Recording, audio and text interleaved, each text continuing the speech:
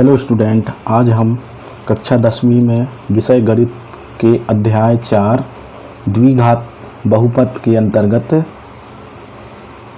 प्रश्नावली 4.3 के प्रश्न चौथा का हल देखेंगे। इसमें प्रश्न दिया गया है 3 वर्ष पूर्व रहमान की आयु वर्षों में का व्युत्क्रम और अब से 5 वर्ष पश्चात आयु के व्युत्क्रम का योग 1/3 है, तो उसकी वर्तमान आयु ज्ञात कीजिए। आइए देखते हैं इसको हम कैसे हल करेंगे। तो रहमान की आयु 3 वर्ष पूर्व और 5 वर्ष पश्चात दी गई है, तो इसको ज्ञात करने के लिए सबसे पहले हम मान लेते हैं कि माना कि रहमान की वर्तमान आयु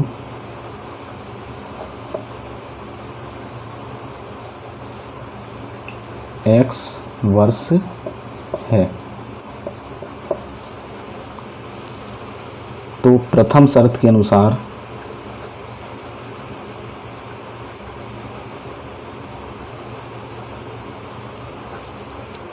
तीन वर्ष पूर्व रहमान की आयु 3 वर्ष पूर्व रहमान की आयु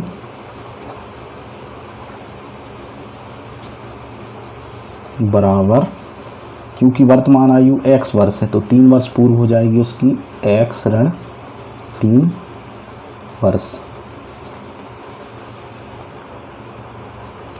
और 3 वर्ष पूर्व आयु का व्युत्क्रम एवं आयु का व्युत्क्रम। व्युत्क्रम का मतलब इंग्लिश में हम इसको इनवर्स कहते हैं। जैसे कोई संख्या x है तो उसका व्युत्क्रम 1/x होगा, अतः आयु का व्युत्क्रम हो जाएगा 1/x ऋण 3 वर्ष। इसी प्रकार द्वितीय शर्तानुसार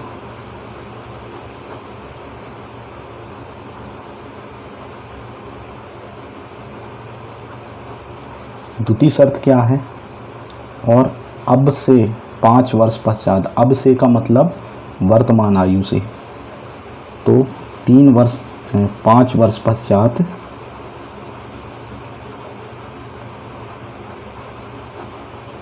रहमान की आयु क्या होगी। 5 वर्ष पश्चात रहमान की आयु बराबर x + 5 वर्ष, क्योंकि अब से 5 वर्ष पश्चात का मतलब यह हो गया कि हम वर्तमान आयु में 5 वर्ष और जोड़ देंगे। तो अब से 5 वर्ष पश्चात आयु के व्युत्क्रम का योग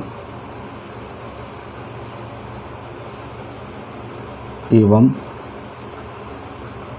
आयु के व्युत्क्रम बराबर 1/x धन 5।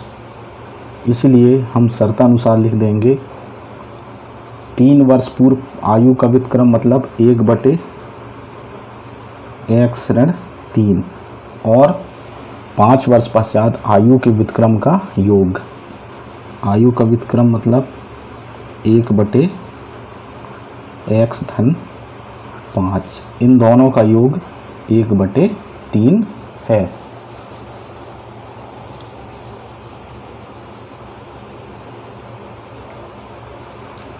इसको हम सरल करेंगे तो इसका लघुत्तम हो जाएगा x ऋण 3 और x धन 5, तो इसका लघुत्तम हो जाएगा x धन 5, हल करेंगे धन x ऋण 3 बराबर 1/3।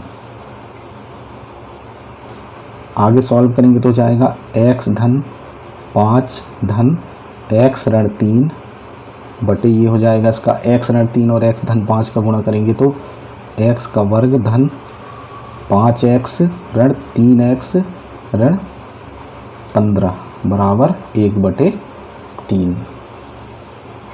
और आगे इसको सरल करेंगे तो ये हो जाएगा x और x मिलकर 2x प्लस 2 और ये हो जाएगा x का वर्ग धन 5x में से 3x गए 2x ऋण 15 बराबर 1/3। और आगे इसको सरल करेंगे, त्रियक गुणा कर देंगे 3 का तो हो जाएगा 2x धन 2 बराबर x का वर्ग धन 2x ऋण 15। कोष्टक हटाएंगे तो ये हो जाएगा 3 दूनी 6x धन 3 दूनी 6 बराबर x का वर्ग धन 2x ऋण 15। पक्षांतर करेंगे तो ये हो जाएगा x का वर्ग धन 2x ऋण 6x ऋण 15 ऋण 6 बराबर 0। इसका अगला स्टेप हो जाएगा x का वर्ग ऋण 4x ऋण 15 6 21 बराबर 0। तो ये इस प्रकार हमें ये द्विघात समीकरण प्राप्त हो जाएगा। अब इसको हम द्विघात समीकरण को हल करने के लिए द्विघात सूत्र विधि या गुणनखंड विधि दोनों में से किसी एक विधि का उपयोग करके x का मान निकाल सकते हैं। तो यहाँ पे हम द्विघात सूत्र का उपयोग करते हैं। तो देखते हैं हम यहाँ पे समीकरण की तुलना ax का वर्ग धन bx धन c बराबर 0 से करने पर a बराबर आ जाएगा 1, b बराबर आ जाएगा ऋण 4 और c बराबर आ जाएगा ऋण 21। अतः द्विघात सूत्र से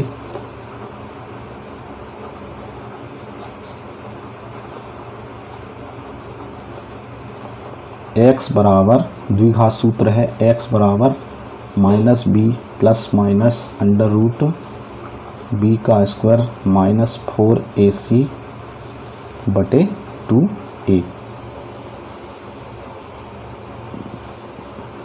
मान रख देंगे तो b का मान यहाँ पे -4 है plus minus under root b का वर्ग मतलब ऋण 4 का वर्ग ऋण 4a का मान यहाँ पे 1 है और c का मान यहाँ पे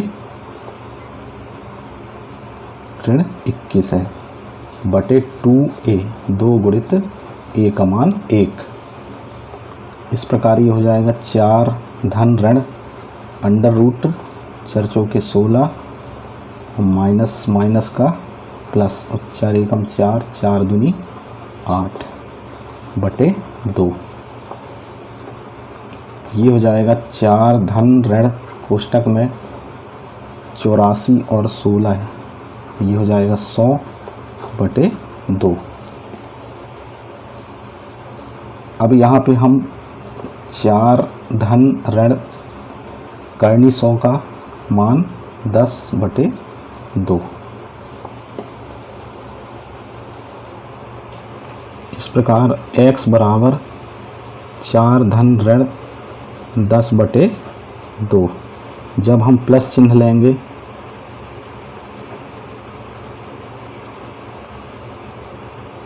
धन चिन्ह लेने पर x बराबर 4 धन 10 बटे 2 मतलब 14 बटे 2 मतलब x का मान 7 आएगा।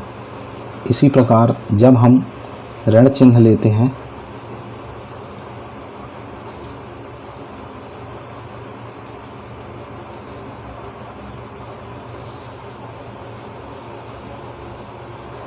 तो x बराबर 4 ऋण 10 बटे 2 मतलब इसका ऋण 8 बटे 2 मतलब ऋण x का मान 4। चूँकि आयु की बात कर रहे हैं इसलिए आयु ऋणात्मक नहीं हो सकती,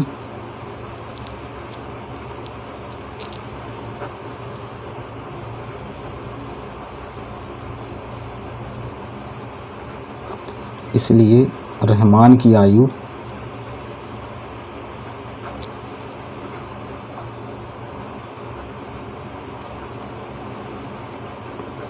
वर्तमान आयु x बराबर 7 वर्ष, ये इसका आंसर हुआ। इसी प्रश्नावली के अगले प्रश्न क्रमांक 5 में हम देखते हैं क्या दिया गया है प्रश्न। एक क्लास टेस्ट में शेफाली के गणित और अंग्रेजी में प्राप्त किए गए अंकों का योग 30 है। यदि उसको गणित में 2 अंक अधिक एवं अंग्रेजी में 3 अंक कम मिले होते तो उनके अंकों का गुणनफल 210 होता। उसके द्वारा दोनों विषयों में प्राप्त किए गए अंक ज्ञात कीजिए। तो चूँकि यहाँ पे हमें दिया गया है कि गणित और अंग्रेजी में प्राप्त किए गए अंकों का योग 30 है, तो हम यहाँ देखते हैं किस प्रकार हल करेंगे। यहाँ पे देखते हैं, माना कि शेफाली ने गणित में x अंक प्राप्त किए हैं, तब प्रश्नानुसार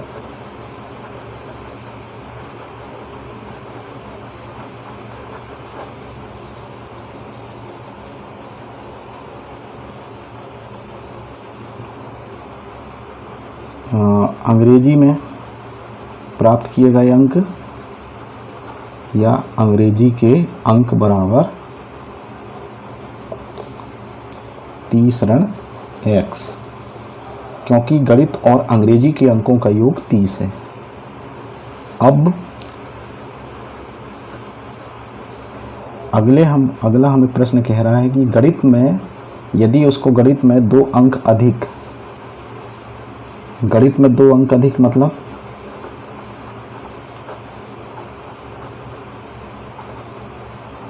दो अंक अधिक,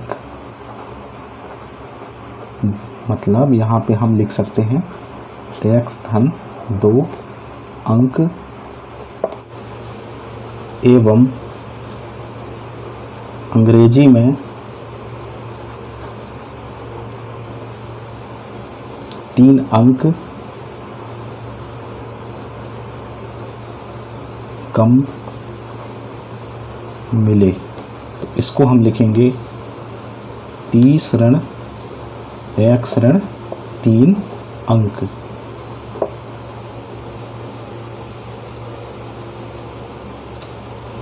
या इसको हम लिख सकते हैं 30 में से 3 गए 27 ऋण x अंक।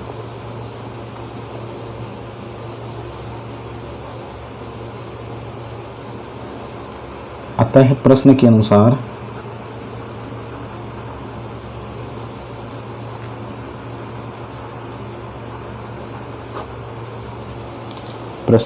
हम देखते हैं इसको,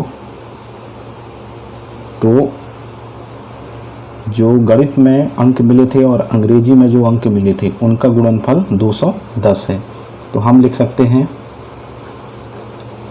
x धन 2 गुणित 27 ऋण x बराबर 210।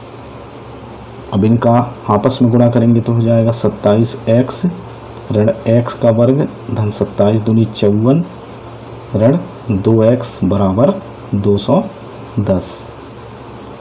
अगला स्टेप इसका हो जाएगा ऋण x का वर्ग धन 25x धन 54 ऋण 210 बराबर 0। या इसको और व्यवस्थित करेंगे तो हो जाएगा ऋण x का वर्ग धन 25x, ये 54 इससे घटाएंगे तो ये हो जाएगा ऋण 156 बराबर 0। ये हो जाएगा 156 और 4 160 और 50 210। ऋण का अंदर गुणा कर देंगे तो हो जाएगा x का वर्ग ऋण 25x धन 156 बराबर 0। अब इसको हम गुणनखंड विधि से हल करेंगे, या चाहें तो सूत्र विधि, मतलब जिसको द्विघात सूत्र विधि कहते हैं, उससे भी हल करेंगे। दोनों में से कोई एक विधि, तो हम आज यहाँ पे गुणनखंड विधि का उपयोग करते हैं। तो ये हो जाएगा, इसको तोड़ेंगे तो हो जाएगा x का वर्ग ऋण 13x ऋण 12x धन 156 बराबर 0। पिछली प्रश्नावली में हमने गुणनखंड विधि से भी प्रश्नों को हल करना देखा है, इसलिए इसको विस्तृत में समझाने की आवश्यकता नहीं है। पुराने प्रश्नावली के प्रश्नों को देखकर हम इसको समझ सकते हैं। इसको ऐसा लिख सकते हैं, x का वर्ग ऋण 13x ऋण 12x ऋण 156 बराबर 0। यहाँ से हम x कॉमन ले ली तो बचा यहाँ पे x ऋण 13, और यहाँ से 12 कॉमन लिए तो यहाँ पे बचा गया x ऋण 13 बराबर 0। तो यहाँ पे x ऋण 13 कॉमन लिए तो यहाँ पे बच गया x ऋण 12 बराबर 0। अब जब हम x ऋण 13 बराबर 0 लें तो x बराबर 13, या जब हम x ऋण 12 बराबर 0 लें तो x बराबर 12। अतः हम लिख सकते हैं शेफाली के गणित के अंक x बराबर जब हम 13 लेते हैं तो अंग्रेजी के अंक हो जाएंगे शेफाली के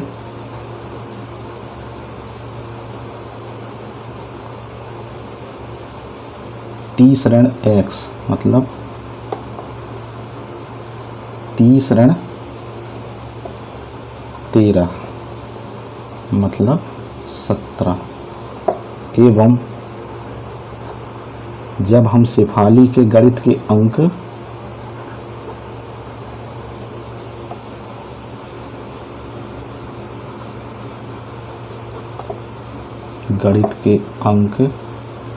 x बराबर 12 लेते हैं तो अंग्रेजी के अंक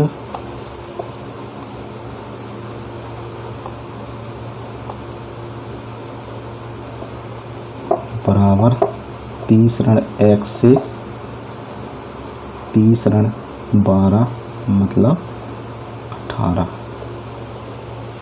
इस प्रकार से हम जब गणित के अंक को 13 मानते हैं तो अंग्रेजी के अंक 17, और जब गणित के अंक को 12 मानते हैं तो अंग्रेजी के अंक को 18 प्राप्त करते हैं। ये हमारा आंसर होगा। इन दोनों का योग भी 30 होता है और इन दोनों का योग भी 30 होता है, अतः हमारा आंसर सही है।